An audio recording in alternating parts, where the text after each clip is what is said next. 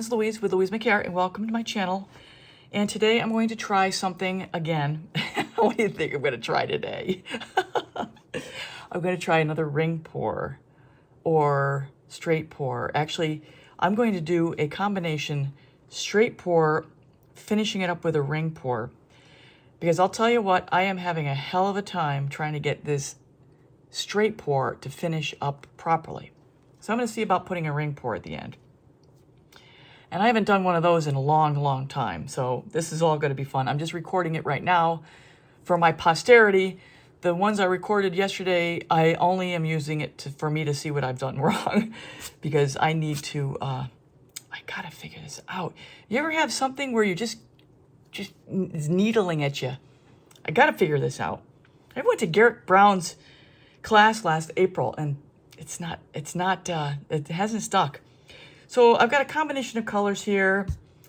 I can't even vouch for what they are because they're all a bunch of combinations at this point. But this is generally the layout that I'm going to have. This started out as a phthalo blue, and now it's more of just a blue.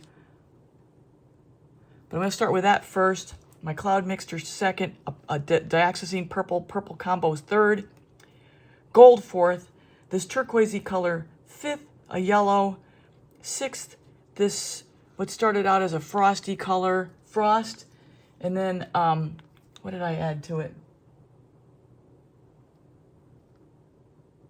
I gotta see what I added to it. That's my consistency. It's a light blue. And then I'm gonna finish up what little Payne's gray I have left in here so I can just get rid of it. So yeah, let's just get started. I'm gonna lay down the blue first.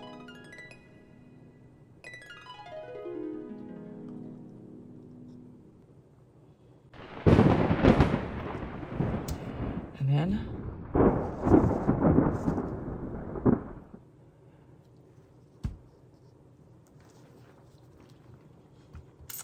it's just not my thing.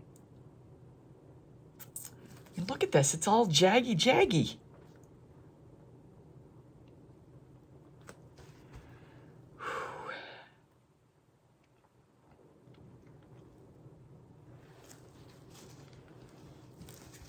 You know, yesterday I did another one afterwards, so I'm gonna do another one right now.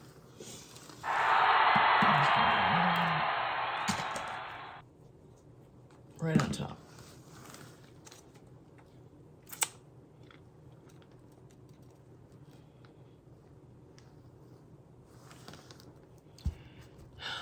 I got to get the yellow away from the blue.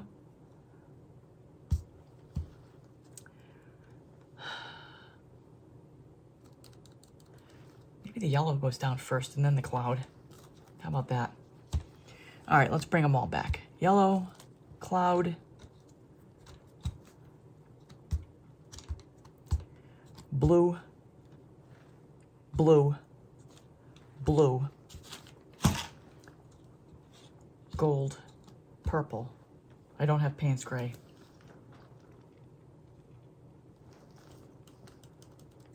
And I'm just going to do a straight pour, just straight pour. So I know it's not perfectly level, but that's okay. We're going to pour over the top of it. So there's the yellow. So as I continue to layer this cup, I'm going to go on triple time to save some time, and you can see what's going on.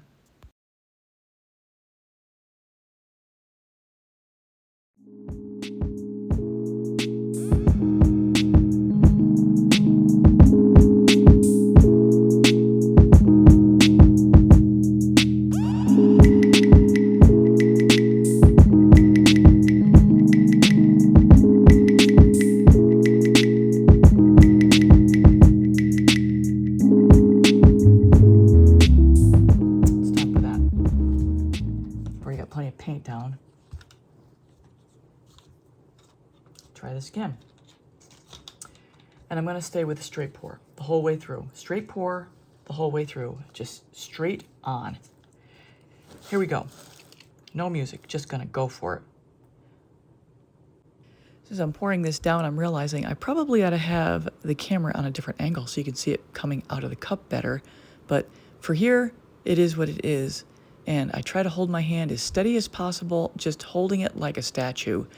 I just don't seem to have that ability to be totally fixed like Garrick Brown. He is just amazing, and so is Sarah Mack at this technique. So here's a true story from the other day. As I was pouring my strained scraps into a new container, I was using that pour as a practice for how to pour the paint into onto a canvas. And it almost is exact replicate of the process you go through here. And I could even get the fingerlings as I was pouring out my strained scraps. So it was a really good opportunity to practice when not even doing a real pour. Just thought I'd share that. It was a fun little thing. I kind of wish I recorded it because you can find practice in the unlikeliest of places. And the sad thing about this first pour, which I'm not going to let you see because it was really bad, the colors are really good, but as I mentioned earlier, I needed to get the yellow away from the blue because it was making way too much green in there. I already had plenty of turquoise. I didn't need to have artificially made turquoise. So that's why I was talking about separating out the yellow and the blue here. All right, so I'm almost done here, and then I'll be going into the tilting next.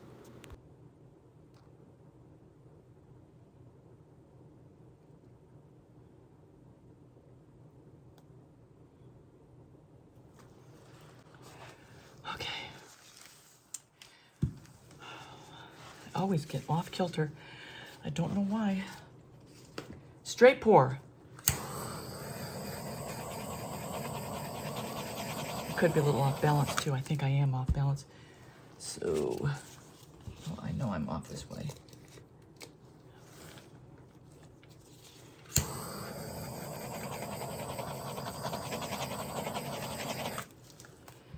Okay, straight pour.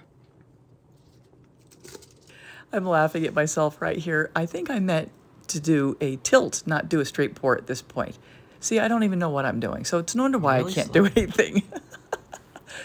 Well, I'll be serious here for a second. So the tilting is important, and I know that. I've watched enough Garrick Brown and Sarah Mack to know. You want to go very slowly, and you almost want to start the initial tilting in kind of a swirl as you try to open up that composition before you really start to pour it off of any edge. So that's what you're going to see me do here. It's probably best not to fast forward because it's good to see the pace in which I'm doing this. And I'm going to put some music on in the background, but still have my voice play out. I just had so much purple in it before.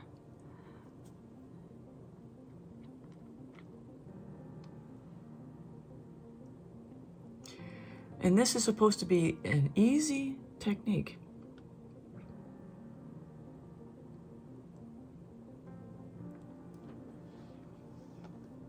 I don't know who decides these things.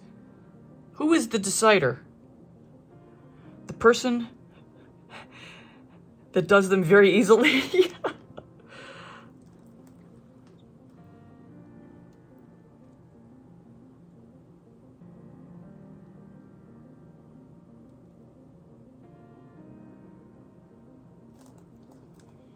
Okay, so it's already wanting to go over, so let's just let it go.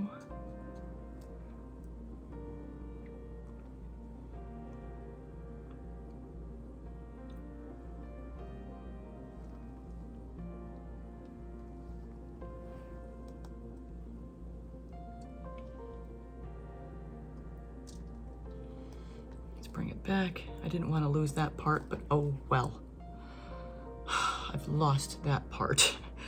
It's the part that's on the side right now.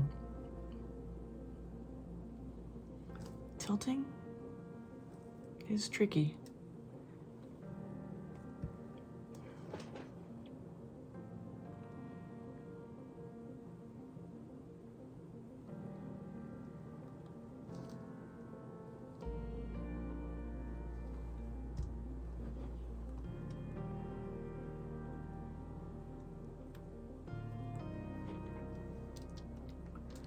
Bring you back.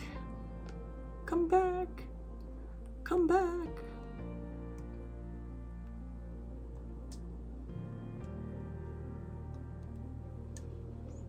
You know, you sometimes just have to Get back to basics.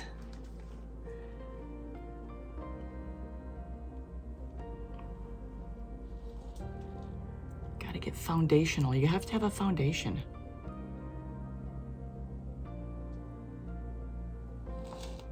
Slow.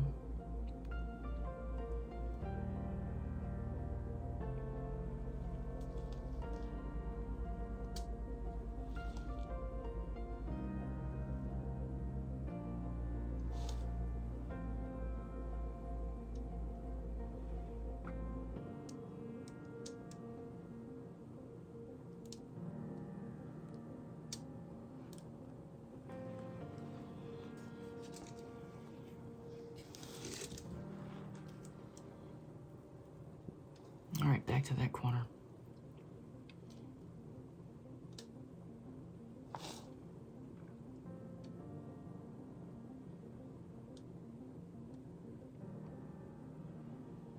All right, well, I'm not hating this one.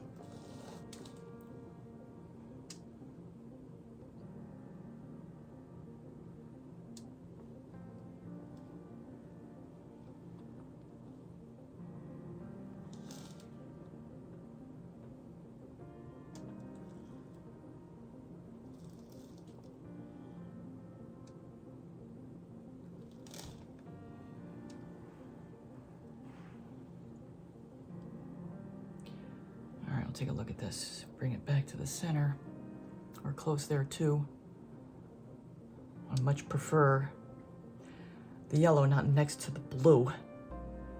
That was pretty amateur hour there.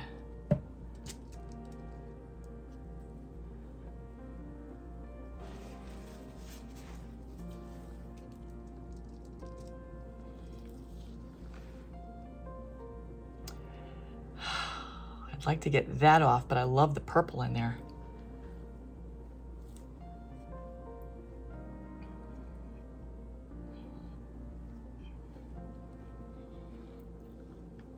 This is when I need to be on live stream and have you guys say, no, don't, stop, because I wished I hadn't tilted this direction.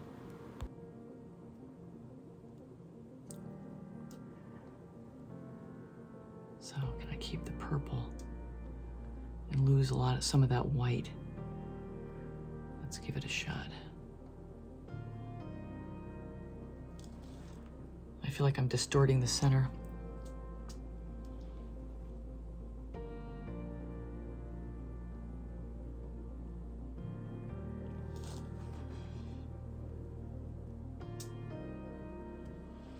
Well, I have paint to get off, so I'm gonna lose it.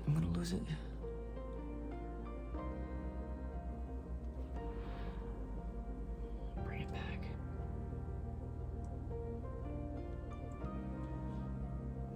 I'm sorry you're not in the good angle.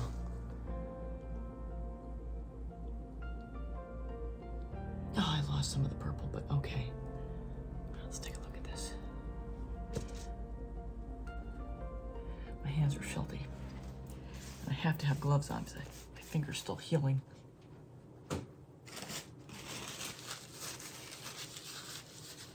You know, this one's not bad. Because if you do it enough times, you'll figure it out. Give it a torch.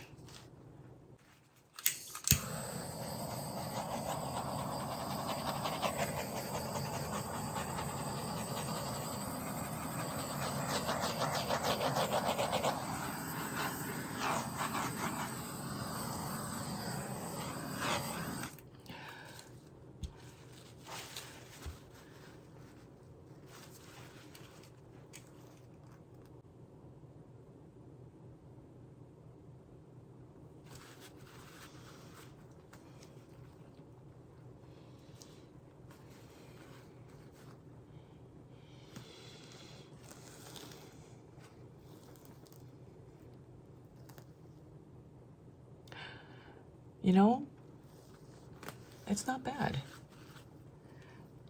I got some cool fingerlings going on. I just gotta get better at ending the thing.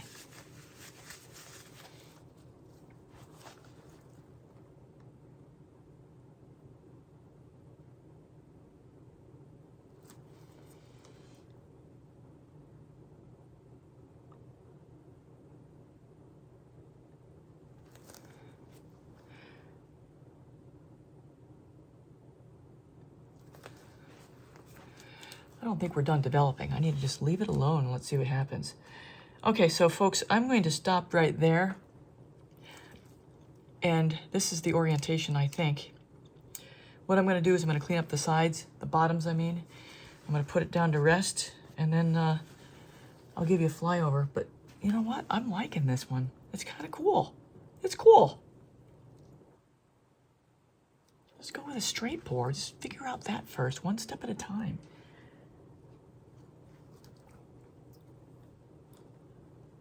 So there we are, everybody. So everyone, that's a wrap, and here are the wet results.